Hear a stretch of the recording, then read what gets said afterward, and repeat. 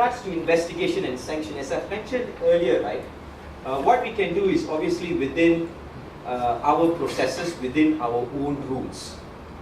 So we have devised certain SOPs, standard operating procedures, and we work closely with the judicial bodies. And these are some of the fines that the association has imposed against players and officials. Ban, fine, expulsion, and the list goes on. I want to explain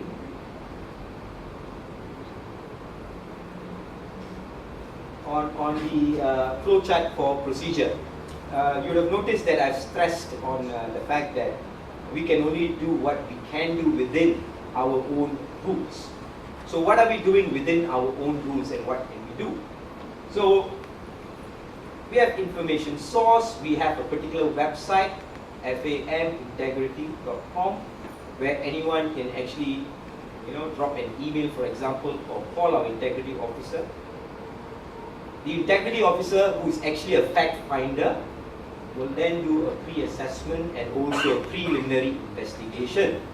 And then obviously the integrity officer will work closely with the integrity committee to assess. This is preliminary assessment. Now once the integrity officer is satisfied, obviously then the case will be referred to the secretary, to the judicial bodies. This is very interesting because, and I'm proud to say this because governance in football is absolute, in the sense that we have judicial bodies within our system. We have a very independent and competent disciplinary committee, and then we have an appeals committee, and then obviously we have the Court of Arbitration of Sports. So what happens is we have independent secretaries to these judicial bodies who will then bring disciplinary proceedings against any players or officials that has been referred by the integrity officer, and then the case is then referred to the disciplinary committee. Then obviously if the decision is appealable, it goes before the appeals committee, and finally an independent arbitration. Question now is, what happens to the real perpetrator?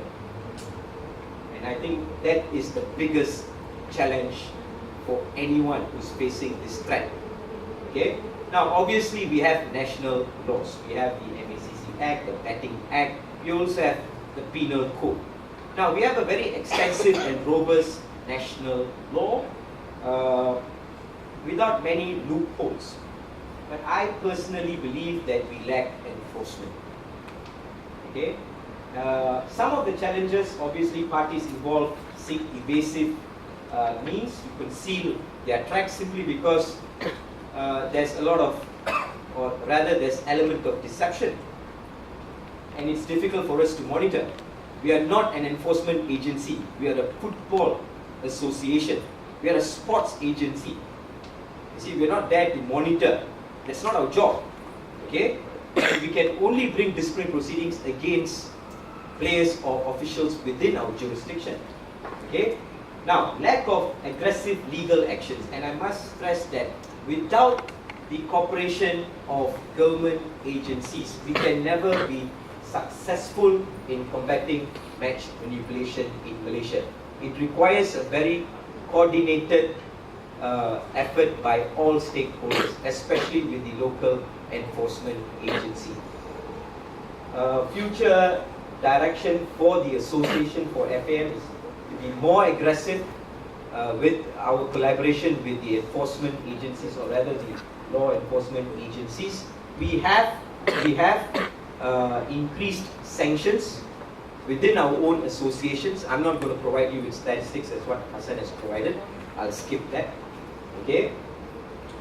I think what is also important is education, because education is key. As I've mentioned earlier, as sports association, you can only do much. So apart from bringing disciplinary proceedings against players and officials, and sometimes it's very difficult for us to even prosecute cases because match fixing is difficult to detect because of lack of evidence. That's our biggest challenge. But what we never fail to do, and we should not fail, and this is my advice to other associations here as well, is you must increase your level of education to all stakeholders within the association, and that's very, very vital. And with that, thank you.